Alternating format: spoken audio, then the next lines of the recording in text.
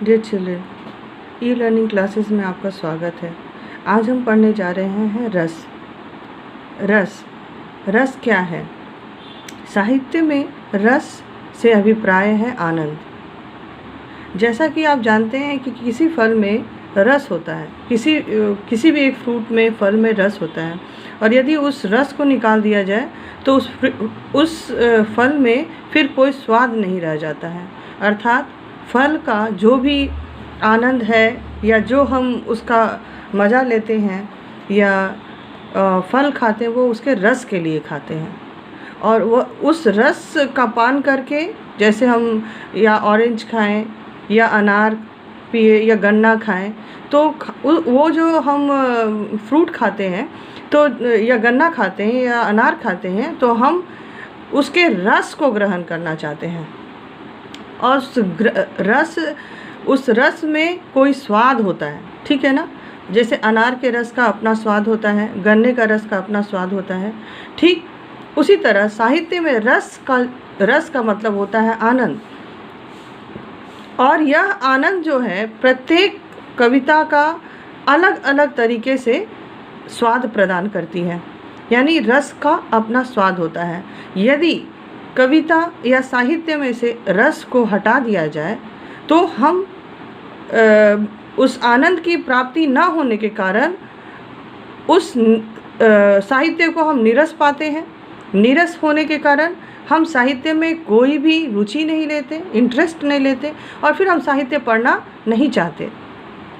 जब तक कि हम साहित्य में रस का आस्वादन करना ना सीख लें, हम उसको टेस्ट करना ना सीख लें, तब तक हम साहित्य को इंटरेस्ट के साथ नहीं पढ़ सकते हैं। उसमें हमारी रुचि नहीं रहेगी, वो हमें नीरस लगेगा। तो साहित्य अध्ययन में सबसे पहले तो हमें किसी भी साहित्य के रस का आस्वादन करना सीखना है।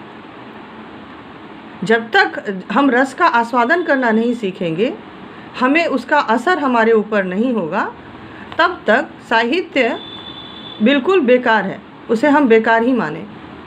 दूसरी बात कि जब हम रस का आस्वादन करते हैं तो हमारी अभिव्यक्ति की क्षमता बढ़ने लगती है, और हम उन रसों का प्रयोग करना सीखते हैं अपनी अभिव्यक्ति में। यानी हम जब एक्सप्रेस करते हैं तो रस के साथ जब हम एक्सप्रेस करते हैं तो हमारी बातें नीरस ना होकर सरस हो जाती हैं, इंटरेस्टिंग हो जाती हैं और लोगों को प्रभावित करती हैं।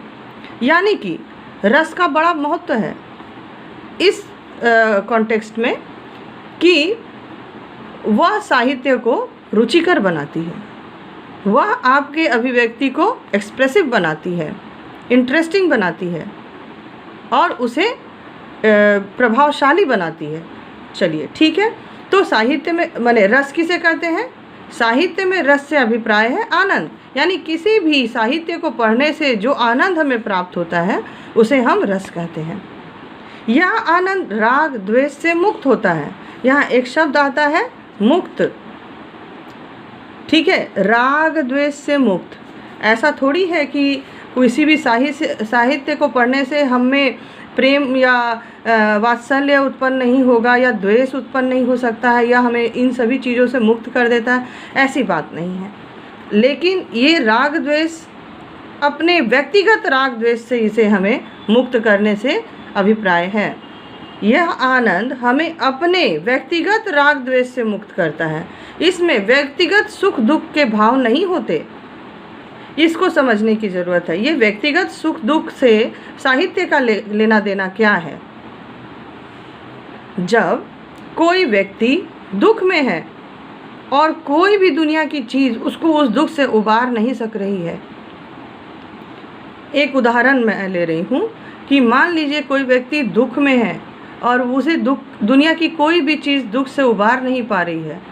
उसमें एक हास्य कविता, इतनी हास्यास्पद कविता उसके सामने प्रस्तुत कर दी जाए कि वह हंसने लगे, तब वह अपने व्यक्तिगत दुख से निकलकर उससे मुक्त हो जाता है और उस साहित्य के रस में वह हास्य करने लगता है।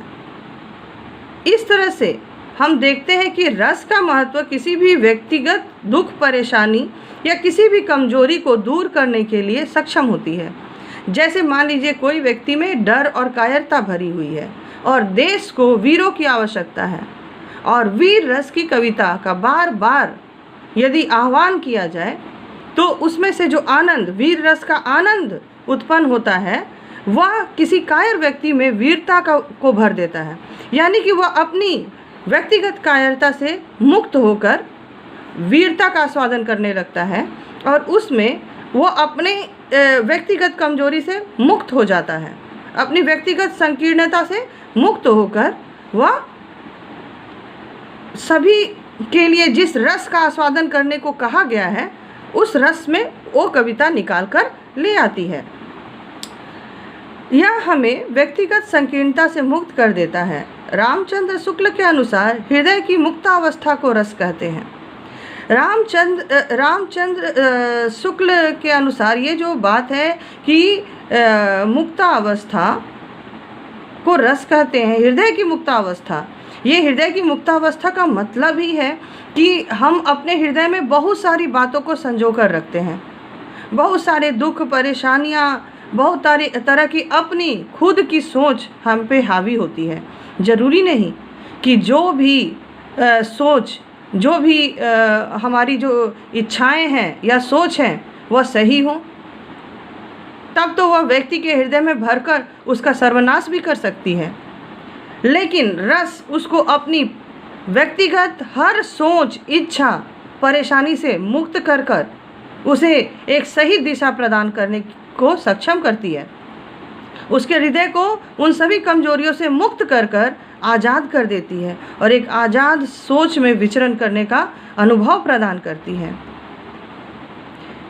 साहित्य से प्राप्त होने वाला आनंद एक समय में सिर्फ एक व्यक्ति नहीं बल्कि सबके लिए होता है।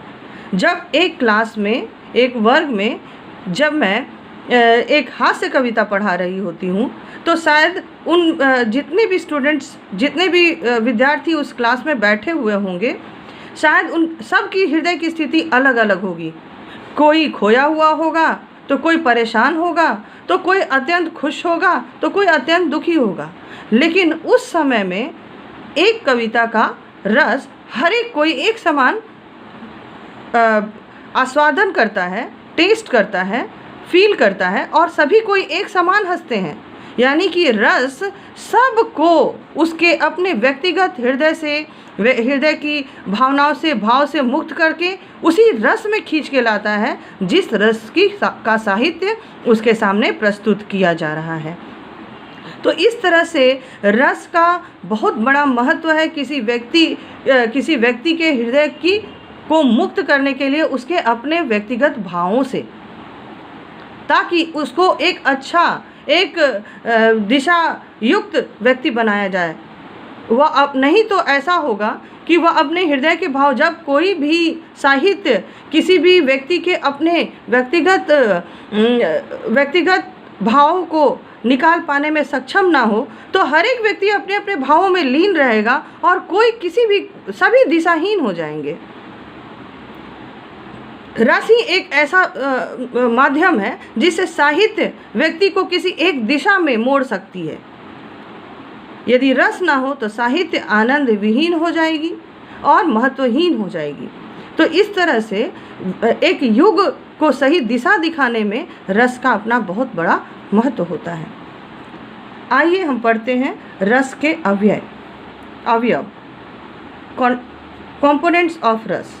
ठीक है, तो रस का मतलब, अवयव का मतलब या कंपोनेंट का मतलब जिससे वह बना हुआ हो। उसके एक भी अवयव के ना रहने से रस नहीं बन पाएगा। ठीक है, यानी कि इन चारों चीज़ों का होना रस के लिए आवश्यक है। इनमें से एक भी चीज़ें यदि ना हो तो उसमें रस पैदा नहीं होगा। समझ में आ रहा है? यानी कि यदि ये अवयव, चारों अवयव, उसमें से एक भी ऐसा ना हो जो ना हो, ये सभी चीज़ों का होना आवश्यक है साहित्य में, तब जाके उसमें एक तरह का रस उत्पन्न होता है और उस रस का आस्वादन करके पाठक अपने हृदय के पर्सनल व्यक्तिगत भावनाओं से मुक्त हो जाता है और उस भाव में चला आता है जिसमें साहित्य उसे लाना चाहती है। तो रस के 4 अवयव हैं: स्थायी भाव, विभाव, अनुभाव और व्याभिचारी या संचारी भाव। आइए हम पढ़ते हैं रस के सभी अवयवों के बारे में एक एक करके। स्थायी भाव प्रत्येक मनुष्य में होते हैं। कुछ भाव जन्म से होते हैं, जैसे रोना, हंसना, डरना। कुछ भाव परिस्थिति अथवा उम्र के साथ आते हैं और स्थायी रूप से हमारे मन में, स्वतः मन में आ जाते हैं। तो इसको थोड़ा एक्सप्लेन करती हूँ मैं कि किस तरह से। स्थायी भाव, जब हम जन्म लेते हैं, एक मनुष्य जन्म लेता है तो वो जन्म के समय से ही रोने लगता है। वह क्या सोच के रोता होगा, बच्चा किस मन स्थिति में आकर रोता होगा, कब अपनी माँ को देखकर हंसना सीख गया होगा, कब खेलना सीख गया होगा। ये सभी चीज़ें बचपन से उनमें होती हैं और इसे हम भाव कहते हैं। ठीक है, तो भाव कैसे रोता है, इसका मतलब उसके मन में दुख का भाव उत्पन्न होता होगा, तभी तो वो रोता होगा। यदि वो हंस रहा है तो उसके भीतर कुछ सुख की अनुभूति उसे होती होगी, सुख का एक्सपीरियंस होता होगा, इसलिए वो हंसकर उसे प्रकट कर रहा है। या एक बच्चा डर रहा है, डरने का कुछ उस तरह का भाव प्रकट कर रहा है, मतलब उसके भीतर कहीं ना कहीं वह भय होगा। तो स्थायी भाव क्या है कि वो हमारे मन में होते ही हैं, उन्हें बनाया नहीं जा सकता, बल्कि ये सभी कुछ एसेंस है हमारे बॉडी में। जैसे कि हम लोग जानते हैं कि हमारे ग्लैंड्स होते हैं, हमारे शरीर में ग्लैंड्स होते हैं जो हमारी भावनाओं को कंट्रोल करते हैं। और यही जो ग्लैंड्स होते हैं, ये पूरी तरह से आप समझ लीजिए कि इसको आप आर्ट का सब्जेक्ट ना लेके बिल्कुल साइंस की तरह लें। साइंस में जो भी आप पढ़ते हैं कि हमारे जो ग्लैंड्स हैं वो कुछ जो एसेंस है या कुछ लिक्विड है उसको सेक्रेट करते हैं, और जिस तरह से सेक्रेट करते हैं, जिस तरह का रस वो अपने बॉडी को पास करते हैं, जैसे थायराइड ग्लैंड है, फिर पिट्यूटरी ग्लैंड है, तो वो सभी ग्लैंड क्या करते हैं, कुछ रस, कुछ एसेंस जो है वो हमारे भीतर शरीर में छोड़ते हैं, और उसकी वजह से हमारे भीतर कुछ केमिकल चेंजेस आते हैं, कुछ भावनाएं उत्पन्न होती हैं, और वही हमारे भावनाओं को कंट्रोल करते हैं। ठीक वही चीज़ जो है ये स्थायी भाव है। ये साइंटिफिकली हमारे शरीर में होती ही हैं। ये ग्लैंड्स की वजह से स्थायी भाव हमारे भीतर है। और ये स्थायी भाव जो है वो शुरू में कम होते हैं, माने कम क्या, माने जैसे रोना, हंसना, डरना, ये तो बचपन से ही हो जाता है। कुछ परिस्थिति के वश आते हैं, जैसे कि डर की परिस्थिति होगी तो डरेगा, सुख की परिस्थिति होगी तो वो खुश होगा, हंसेगा। और कुछ भावनाएं जो है उम्र के साथ आती हैं, जैसे क्रोध करना, है ना, प्रेम करना, घृणा करना। बचपन में बच्चा घृणा करना नहीं जानता है, वह आश्चर्यचकित होना नहीं जानता है, विस्मय होना नहीं जानता है, लेकिन जैसे जैसे उम्र के साथ उसमें ये सभी भाव स्थायी रूप से आ जाते हैं और वो हमेशा के लिए उसके भावों में वो अपना स्थान ले लेते हैं। ठीक है, तो स्थायी भाव क्या है? प्रेम हो सकता है, क्रोध हो सकता है, दुख, सुख, भय, घृणा, शांति, ममता, विस्मय, करुणा, ये सभी स्थायी भाव हैं जो मनुष्य के भीतर होते हैं और समय समय पे प्रकट होते हैं। और हमारा पूरा जीवन, यदि ये, इसी को हम इमोशन भी बोल सकते हैं, ये ना हो, यदि स्थायी भाव ना हो तो शायद मनुष्य को पत्थर की उपमा दी जा सकती है। ये स्थायी रूप से हर एक मनुष्य में होते हैं तथा इनकी प्रकाशना एक समान होती है। प्रकाशना मतलब एक्सप्रेशन। यदि कोई दुखी होगा तो दुख में वह उदास हो सकता है और ज़्यादा से ज़्यादा वो रो सकता है, चिल्ला सकता है, तो ये सभी चीज़ें हो सकती है। दुख में वह कुछ भी कर सकता है, लेकिन दुख का जो भाव है वो सब में एक समान होगा, यानी वो दुखी होगा। यानी कि यदि वो रो रहा है या चिल्ला रहा है या किसी को पीट रहा है या आत्महत्या करना चाहता है या किसी से भाग रहा है, तो लोग समझ जाएंगे कि वो उसे किसी न किसी तरह का दुख परेशान कर रहा है। ठीक है, तो इस तरह से ये जो इमोशंस हमारे भीतर होते हैं वो सब में एक समान ही होते हैं। सभी लिंगों में पुरुष थोड़ा जैसे अपने एक्सप्रेशन को कंट्रोल करके एक्सप्रेस करता है और महिलाएं जो है वो थोड़ा सा ज़्यादा एक्सप्रेस कर पाती हैं, उनकी एक्सप्रेशन पावर ज़्यादा होती है। तो थोड़ा बहुत अंतर होते हुए भी लगभग इनका जो प्रकाशना जो एक्सप्रेशन होता है लगभग दुख का दुख के समान और सुख का सुख के समान। ठीक है, भले ये जो संचारी भाव है, जो व्याभिचारी भाव है, वो स्त्री पुरुष या बड़े छोटे में अलग अलग हो सकता है, लेकिन स्थायी भाव दुख तो दुख ही है। अब व्याभिचारी भाव जो इस स्थायी भाव के साथ आते हैं, जैसे कि मान लीजिए कि कोई व्यक्ति दुखी है, ठीक है ना, कोई व्यक्ति दुखी है तो कोई बच्चा दुखी है तो वो जो जल्दी से रो लेगा, लेकिन यदि वह बड़ा व्यक्ति है और दुखी है तो वो तुरंत रोएगा नहीं, बल्कि वह शांत हो सकता है या वह बड़बड़ा सकता है। तो रिएक्शन उसके साथ का रिएक्शन अलग होगा, लेकिन दोनों ही, वो बच्चा भी दुखी है और बड़ा व्यक्ति भी दुखी है, परंतु उसके साथ का जो व्याभिचारी या संचारी भाव है वो अलग अलग हो सकते हैं। लेकिन ये जो है स्थायी भाव वो सब में एक तरह की प्रकाशना देता है। अब आते हैं स्थायी भाव कितने हैं। हमारे साहित्य के अनुसार जो स्थायी भाव हैं मुख्यतः 9 हैं। 9 स्थायी भाव कौन कौन से हैं? रति, हास, शोक, क्रोध, उत्साह, भय, जुगुप्सा या घृणा, विस्मय और निर्वेद या शांत होना या चिंतन। ये रस नहीं है, ये भाव है, और यही जो है वो बेस होते हैं रस के, यानी यही रस का आधार होंगे, इसी से रस की उत्पत्ति होगी। ठीक है, लेकिन इसका मतलब ही है, आप समझ सकते हैं कि स्थायी भाव का रस से बहुत बड़ा संबंध है। आगे बढ़ते हैं। ये भाव लंबे समय तक अपना असर छोड़ते हैं।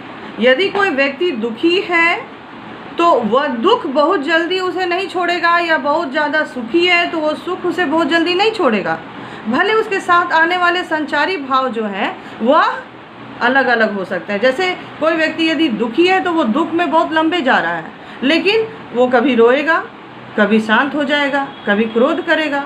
ये सभी भाव जो है वो आते जाते रहेंगे, संचारी भाव जो है वो आते जाते रहेंगे। लेकिन दुख की स्थिति जो है, दुख जो है स्थायी रूप से कुछ दिन तक उस पर असर छोड़ता है, उसके व्यवहार में वो असर डाल देता है। ठीक है, तो मेरे ख्याल से मुझको लगता है कि ये आपको समझ में आ गया है स्थायी भाव लंबे समय तक कैसे असर करता है, और स्थायी भाव और व्याभिचारी भाव में क्या अंतर है। और यदि इसमें कोई भी परेशानी हो तो आप क्वेश्चन कर सकते हैं। विभाव अब हम लोग जब रस पढ़ेंगे ना, तो रस में क्वेश्चन जब आते हैं, तो जब बोर्ड के प्रश्न आते हैं, जब बोर्ड में क्वेश्चंस आएंगे तो इन सभी चीज़ों को तो पूछा नहीं जाता है, सीधे पूछा जाता है कि इसमें कौन सा रस है। जो भी क्वेश्चन दिया हुआ है पहचानिए कि इसमें कौन सा रस है। लेकिन कभी कभी क्वेश्चन दे देता है इसमें कौन सा रस है और ये विभाव कौन सा विभाव है, इसमें विभाव कौन सा है, ठीक है, या इसका स्थायी भाव क्या है। तो इसीलिए इन सभी चीज़ों को डिटेल में पढ़ लें तो अच्छा रहेगा, क्योंकि प्रैक्टिस तो कम होगी लेकिन क्वेश्चन का क्या कहते हैं चांसेस यदि बन गया तो आपको जोखिम उठाना पड़ सकता है। इसलिए प्रैक्टिस में रहे, डीपली अभी पढ़ ले, क्योंकि उसके बाद प्रैक्टिस की कमी होगी ये विभाव और अनुभाव वगैरह की। तो यदि आप समझ लेते हैं तो रस को पकड़ लेंगे, तो आप तुरंत इसको यदि समझ लेते हैं तो याद करने की ज़रूरत नहीं पड़ेगी, आप उसको तुरंत क्या करेंगे खोज लेंगे, उसमें से रस में से विभाव अनुभाव को आप खोज के निकाल पाएंगे। मैं इसको आगे बताऊंगी आपको, जब रस पहचानना सिखाऊंगी तब कैसे उसमें से विभाव खोजना है, अनुभाव खोजना है, ये सभी आपको क्लियर हो जाएगा। विभाव जिन कारणों से स्थायी भाव उत्पन्न होते हैं उन्हें हम विभाव कहते हैं। अब स्थायी भाव जैसे कि दुख हो गया, सुख हो गया, प्रेम हो गया, क्रोध हो गया, ये किसी न किसी वजह से आता है ना, कोई व्यक्ति के वजह से या किसी परिस्थिति की वजह से। वही व्यक्ति या परिस्थिति जो है विभाव कहलाता है। यानी स्थायी भाव जो उत्पन्न कराता है वही कारण जो है वह विभाव होता है। विभाव दो प्रकार के होते हैं। विभाव के दो भेद हैं, आलंबन विभाव और उद्दीपन विभाव। आलंबन मतलब ये लंबित होना, यानी उसी पे बेस्ड होना, ठीक है ना। माने आलंबन मतलब कि जिस पर कुछ आश्रित है ना। तो आलंबन जो है पहचानने का सबसे बड़ा यानी कि विभाव, आप विभाव पहचान गए। आप आलंबन विभाव कैसे पहचानेंगे? आलंबन विभाव पहचानने का एक बड़ा हिंट्स है कि आलंबन विभाव हमेशा सजीव व्यक्ति, सजीव चीज़ें होंगी, ठीक है। और उद्दीपन विभाव, उद्दीपन से जैसे कि ऐसे ही पता चल रहा, उद्दीपन का मतलब जो आपको उद्दीपन ला रहा है, यानी कि किसी भी चीज़ को पोक कर रहा है, ठीक है। यानी आलंबन को पोक करने वाले विभाव कारण वही उद्दीपन विभाव कहलाएंगे। उद्दीपन विभाव जो है वो अधिकतर निर्जीव होते हैं, ठीक है, बाहरी चेष्टा होते हैं, यानी कि सजीव व्यक्ति के साथ साथ होने वाली चीज़ें के साथ आने वाले अन्य कारण जो होते हैं वो बाहरी चेष्टा जो होती हैं वही उद्दीपन विभाव कहलाएगा। तो इस तरह से आलंबन विभाव में सीता और राम आ गए। अब जो है ये आलंबन विभाव भी है वो दो तरह के होंगे, दो भेद हैं उनके, एक है आश्रय और एक है विषय। आश्रय उस पात्र या व्यक्ति को कहा जाता है जिसके हृदय में भावों का संचरण होता है। तो यहाँ पर होगा जिसके मन में, यानी कि सीता के मन में ये भाव उत्पन्न हो रहे हैं तो सीता आश्रय होगी, और राम के प्रति हो रही है तो राम जो है वह विषय होंगे। यानी कि आलंबन विभाव वो होगा, सजीव वस्तु होगा जिसके कारण स्थायी भाव उत्पन्न हो रहा है, यानी कि जो कारण है उस स्थायी भाव का, जो कविता पढ़ी जा रही है उसका बेस कौन है, किसके बारे में कहा जा रहा है, वही जो है वह आपका आलंबन होगा। तो आलंबन भी दो प्रकार के हो गए, आश्रय विभाव, आश्रय आलंबन और विषय आलंबन। आश्रय आलंबन वो होगा जिसके मन में भाव उत्पन्न होता है, और विषय आलंबन होगा जिसके लिए भाव उत्पन्न होता है। जैसे कि मान लीजिए राधा और कृष्ण में, राधा जो हमने पद पढ़ा है उसमें राधा के मन में विचार आ रहे हैं कृष्ण के प्रति, तो जिनके मन में विचार आ रहे हैं कौन है? राधा। तो राधा कौन हो गई? आश्रय, और कृष्ण कौन हो गए? विषय। क्यों? क्योंकि राधा के मन में कृष्ण के प्रति भाव आ रहे हैं, इसलिए कृष्ण जो हो गए विषय हो गए। अब उद्दीपन को देखिए, उद्दीपन में एक और उदाहरण लीजिए। जैसे कि मान लीजिए कि आप कहीं जा रहे हैं, कोई व्यक्ति कहीं जा रहा है और वर्षा हो गई, ठीक है। वर्षा होते ही के साथ आप कुछ यादों में खो गए, जैसे कि अपने दोस्तों के साथ आप कभी जा रहे होंगे, अचानक से वर्षा हो गई और आप वहाँ पर कहीं आसपास में कुछ भुट्टे वगैरह मिल रहे होंगे, आपने खाया, उसे काफ़ी एंजॉय किया होगा। अभी आपके साथ कोई नहीं है लेकिन बारिश हो रही है, वो बारिश आपके मन में वही यादें ले आ रही हैं, तो आपके मन में जो भाव उस समय अपनी भावनाओं से मुक्त करके वो रस जो पैदा हुआ, जो स्थायी भाव आपके मन में आया, वो किसकी वजह से आया? वर्षा की वजह से आया। तो वो वर्षा क्या हो गया? वो बाहरी उद्दीपन है जो आप में भाव को लाया, तो वो कारण हो गया, वर्षा एक कारण हो गया। तो ये उद्दीपन है, ये अलग उद्दीपन हो गया जो कि निर्जीव था। वर्षा की बूंदें निर्जीव है लेकिन वो आप में भाव उत्पन्न कर रही हैं, ठीक है। तो इस तरह से अभी आप कंफ्यूज मत होइए। विभाव दो तरह के हैं, आलंबन विभाव और उद्दीपन विभाव। आलंबन विभाव दो तरह के होते हैं, दो भेद होते हैं, आश्रय और विषय। आश्रय जिनके मन में भाव उत्पन्न होते हैं, और विषय जिनके लिए भाव उत्पन्न होते हैं। उद्दीपन विभाव बाहरी चेष्टाएं जो आलंबन का सहयोगी बनते हैं या स्थायी भाव को लाने में मददगार होते हैं, वे उद्दीपन कहलाते हैं। अनुभाव, अनुभाव जैसे कि मैंने यहाँ लिखा है रिएक्शन। रिएक्शन का मतलब हो गया एक्शन, और रिएक्शन जो भी है कि आप कोई भाव आपके मन में आया और आपने कुछ उस तरह से आपने एक्सप्रेस उसको किया, वो अपने आप आ जाए या तो आप जानबूझ के करें, उसे हम क्या कहते हैं, अनुभाव कहते हैं। अनुभाव का मतलब एक्सप्रेशन, यानी कि बाहर प्रकाशित करना, यानी कि बाहरी तौर से एक्सप्रेस करना। अब इसको आप कैसे समझिएगा,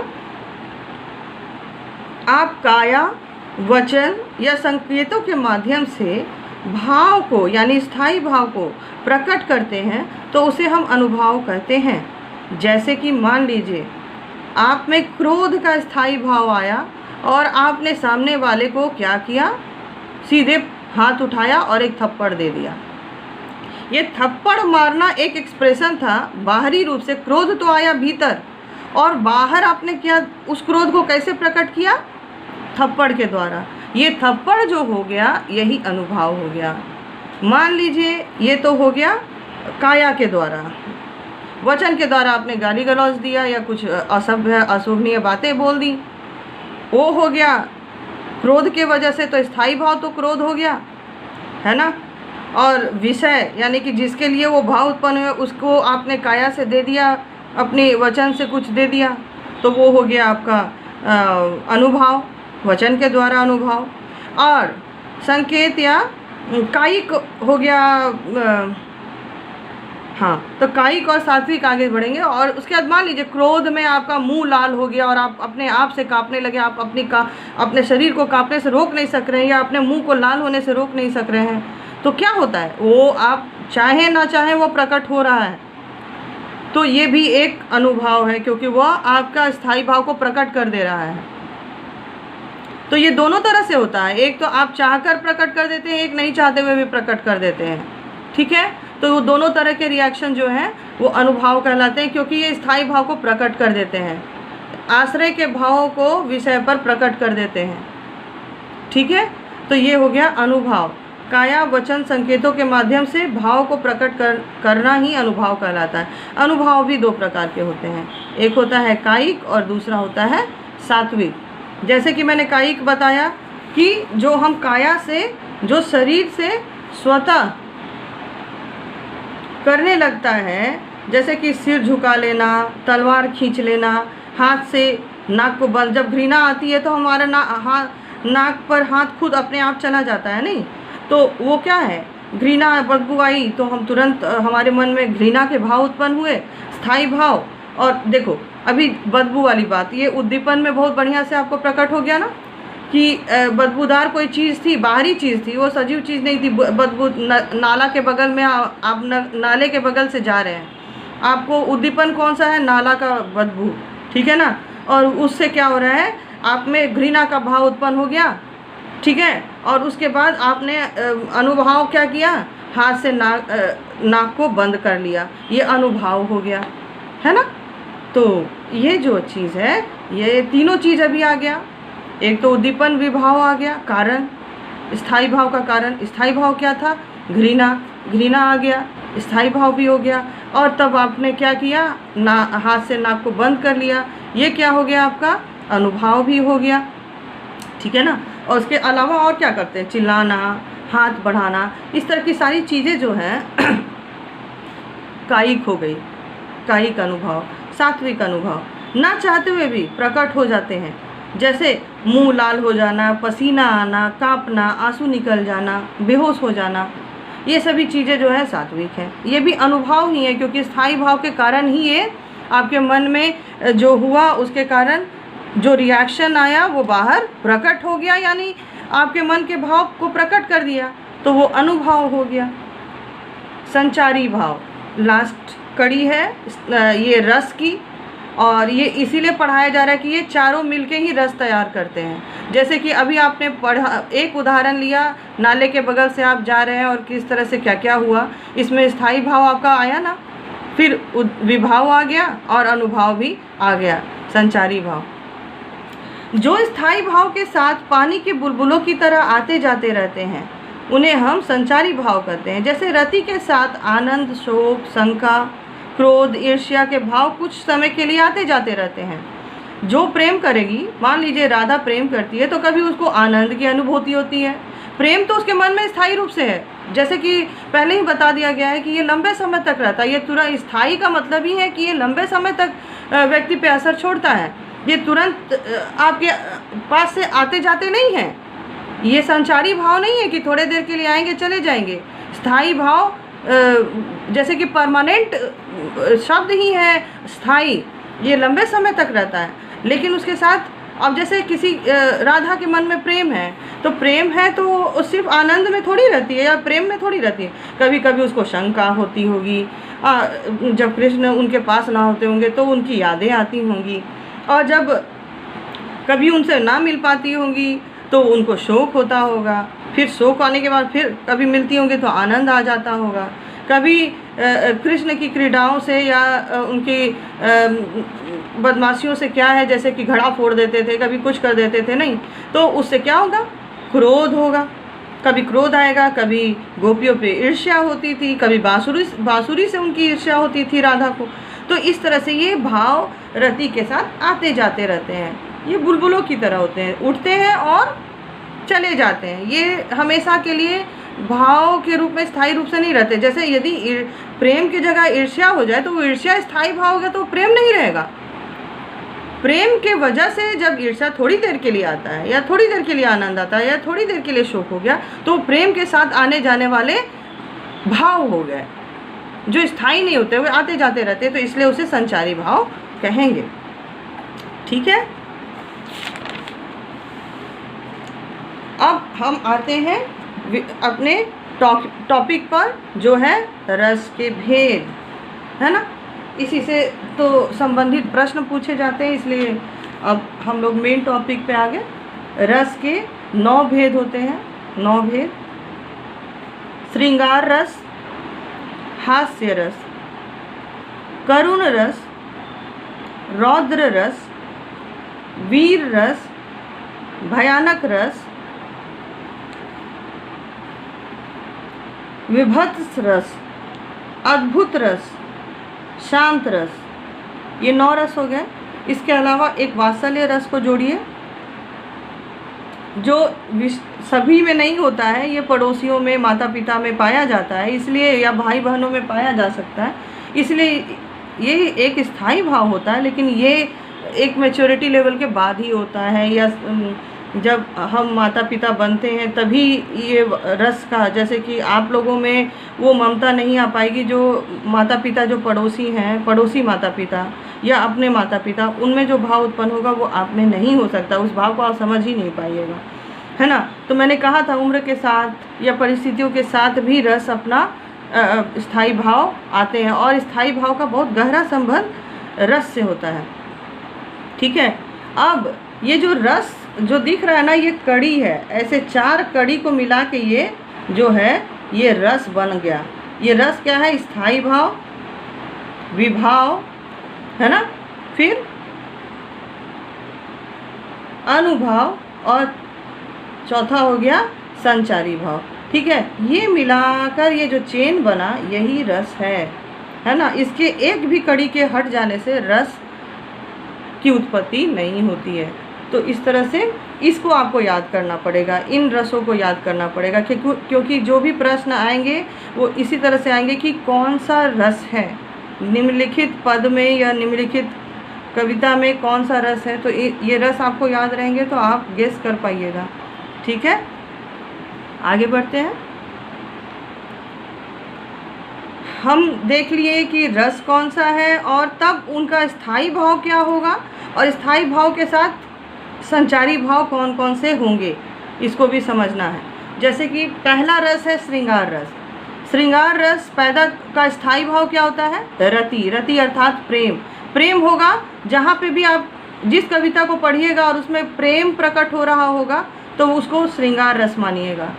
प्रेम प्रकट होगा, यानी नायक और नायिका है और दोनों में एक दूसरे में प्रेम है ना, तो वो आपको श्रृंगार रस की कविता होगी। उसमें स्मृति पाया जाएगा, चिंता पाई जा सकती है, हर्ष पाया जा सकता है, मोह पाया जा सकता है। ये सभी जो है हिंट्स होंगे।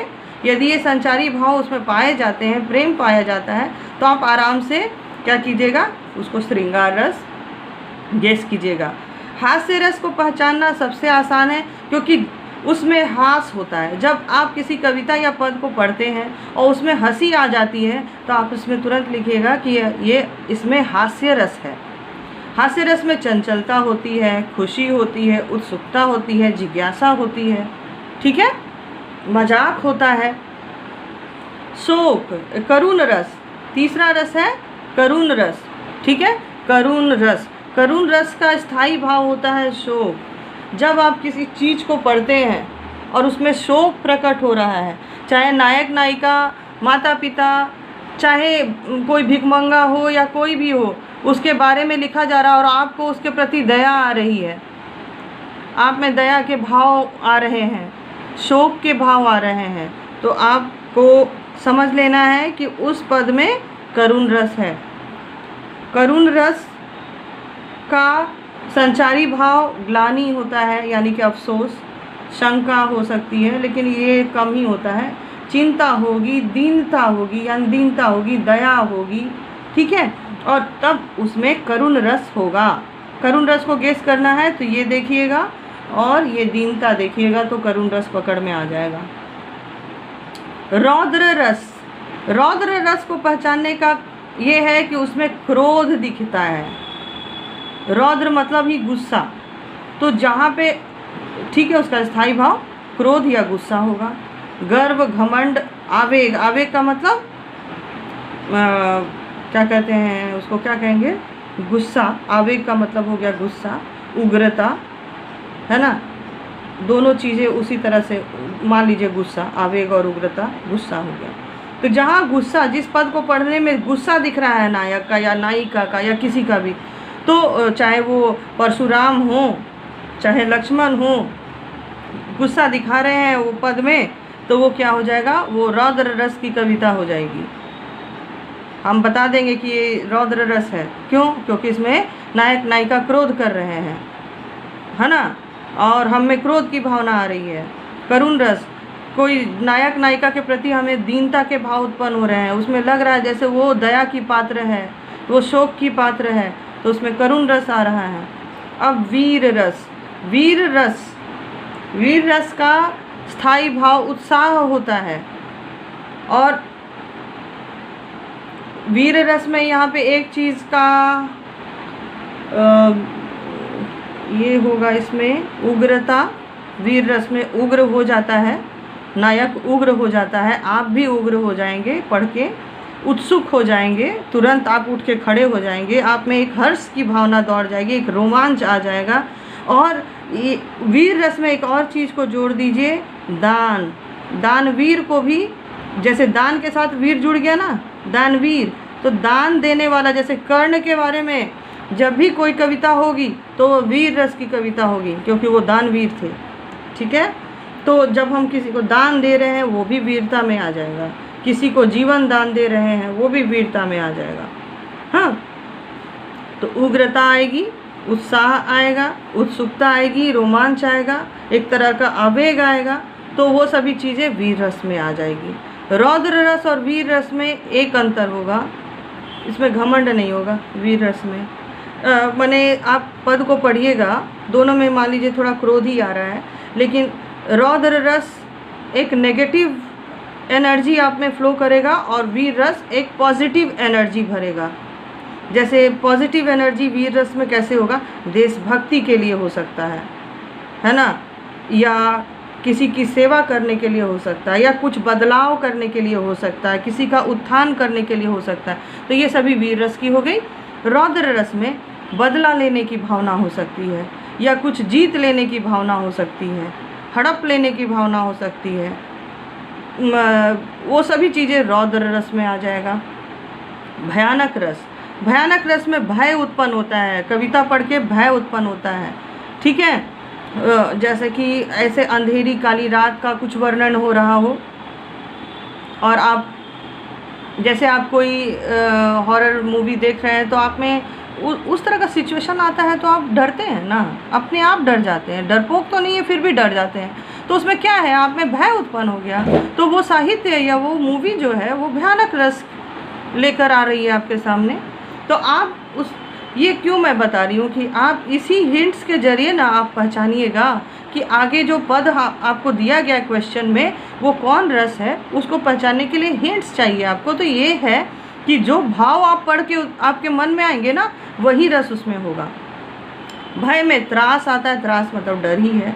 ग्लानि, शंका, भय, ये सब आएंगे। स्थायी भाव भय, उसके साथ आने वाली ये चीज़ है। विभत्स रस या घृणा, ठीक है। तो विभत्स रस किस में पैदा होता है, घृणा में या जुगुप्सा में।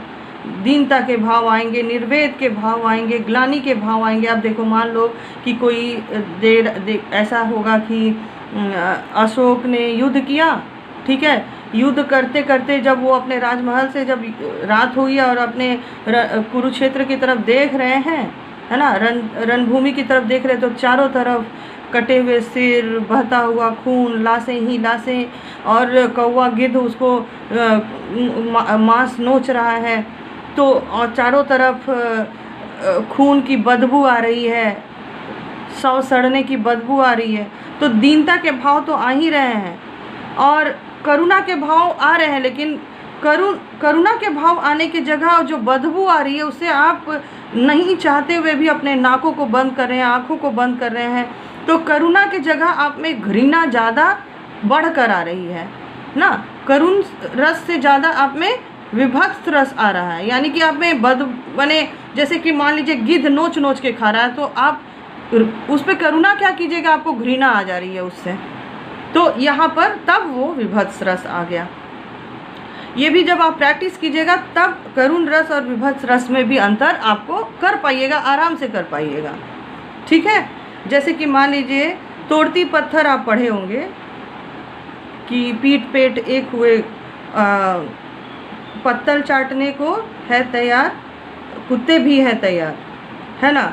तो यहाँ पर तोड़ती पत्थर का जो पूरी कविता तो मुझे याद नहीं है, लेकिन मुझको पूरी तरह से पता है कि उसमें एकदम करुणा का, दीनता का भाव है, लेकिन उसमें विभत्स रस नहीं आ रहा है। उसमें आप उस स्त्री से आप घृणा नहीं कर रहे हैं, उस पर दया कर रहे हैं। तो क्लियर है कि उसमें करुण रस है ना। आगे बढ़ते हैं। अद्भुत रस। अद्भुत रस क्या है कि जब आप बसंत ऋतु का आप ये कर रहे हैं, वर्णन कर रहे हैं, या बहुत स्वर्ग का वर्णन कर रहे हैं, तो इस तरह का कुछ अद्भुत चीज़ का, जैसे कि ऐसी कुछ वीरता का नहीं बल्कि कुछ प्राकृतिक छटा का वर्णन कर रहे हैं, या किसी धनुष का वर्णन कर रहे हैं, या किसी शस्त्र का वर्णन कर रहे हैं, किसी भवन का ऐसा वर्णन कर रहे हैं कि आप भावाभिभूत हो जा रहे हैं, आप बिल्कुल एकदम अद्भुत अनुभव हो रहा है, तो उसमें अद्भुत रस होगा और उसका ये स्थायी भाव विस्मय होगा। उसमें हर्ष, स्मृति, आवेग और शंका संचारी भाव होंगे। शांत रस, इसमें ज़्यादातर कविताएं लिखी जाती हैं।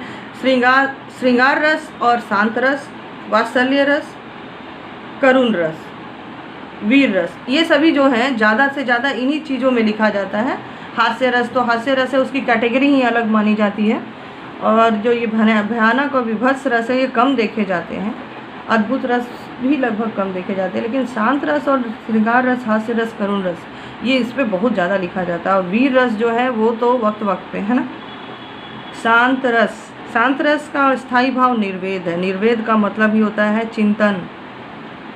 तो ये शांत रस क्या है, जब आपके चिंतन शक्ति को बढ़ाने के लिए कविता लिखी जाती है, आपके मन के भावों को शुद्ध करने के लिए, शुद्ध भावनाओं को जगाने के लिए जब कुछ लिखा जाता है और आपके मन में उच्च विचार आने लगते हैं, निर्वेद, शांति और निस्वार्थ भाव उत्पन्न होने लगता है, एक तरह का आनंद की प्राप्ति होने लगती है, तो उसे हम शांत रस कहते हैं। जैसे कि दुनियावी चीज़ों से आपको दूर ले जाकर ईश्वर के करीब ले जाने वाली भक्ति रस से डूबी हुई कविताएं, वो सभी चीज़ें शांत रस में आएंगी, ठीक है। वात्सल्य रस, वात्सल्य रस में संतान के प्रति, जैसे कि यशोदा माँ का कृष्ण के प्रति, कौशल्या माँ का राम के प्रति जो वर्णन किया जाएगा, या किसी भी माँ का अपने बच्चे के प्रति, पिता का अपने बच्चे के प्रति जो भी ये कविता लिखी जाएगी उससे संबंधित, वे सभी वात्सल्य रस की कविताएं होंगी।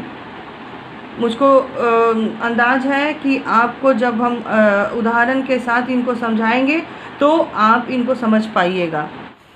हाँ, इस तरह से बच्चों आज के लिए ये वीडियो यहीं पे समाप्त होता है। और हमने आज क्लास 10th का नया चैप्टर, एक व्याकरण की बिल्कुल नई चैप्टर को टच किया, रस, जिसका आपने अध्ययन पहले कभी नहीं किया था। इसलिए थोड़ा हालांकि मैंने 1 घंटे का वीडियो बनाया है, ये काफ़ी आपके लिए समझने में मुश्किल होगी, लेकिन आप धीरे धीरे इसे समझिए। मैंने अभी तो सिर्फ इंट्रोडक्शन दिया है रस का। मेन जो रस के विषय में जब हम पढ़ेंगे, क्योंकि मोस्टली जो भी क्वेश्चंस आते हैं वो रस के प्रकार से आते हैं, रस के अवयवों से नहीं आते हैं। लेकिन रस के अवयव से आप यदि कॉन्फिडेंट हो गए और उसको अच्छे से जान गए तो रस के प्रकारों को समझने में, गेस करने में आपको प्रॉब्लम नहीं होगी। तो इस तरह से आज हमने पढ़ा रस क्या है, रस का साहित्य में महत्व क्या है, और रस के अवयव कौन कौन से हैं, और अलग अलग अवयवों का अध्ययन किया हमने। इसके बाद हमने रस के प्रकार कितने हैं और कौन कौन से हैं इसको जाना। रस के स्थायी भावों और उनके व्याभिचारी संचारी भावों के बारे में जाना है। तो आज के लिए ये जो समरी मैंने दिया उसको आप उसी तरह से उसे पढ़िए, समझिए, वीडियो को देखिए बार बार। और इसके बाद नेक्स्ट वीडियो में मैं आप लोगों को श्रृंगार रस और अन्य जो भी रस हैं उससे संबंधित उदाहरणों के साथ आपको नेक्स्ट वीडियो आपके लिए बनाऊंगी। तब तक के लिए आप इस वीडियो को देखिए, प्रश्न जो भी हैं वो कीजिए। जो भी नेक्स्ट वीडियो मैं करूंगी उसमें पहले मैं आपके प्रश्नों को सॉल्व करूंगी। जो भी प्रश्न आप जो यदि कुछ कन्फ्यूज़न मेरे एक्सप्लेनेशन में होगा आप क्वेश्चन कीजिए।